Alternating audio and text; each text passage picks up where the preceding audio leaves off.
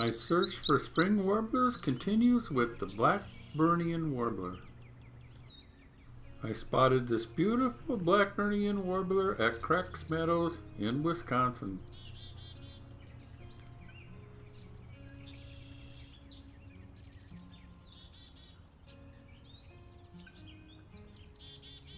I was lucky to have this beautiful warbler stick around for a while so I could get some beautiful shots.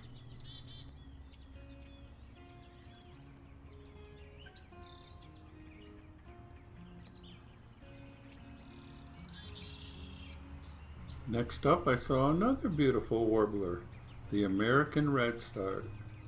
I saw this American Redstart at the D.D. Kennedy County Park Environmental Area by the dam.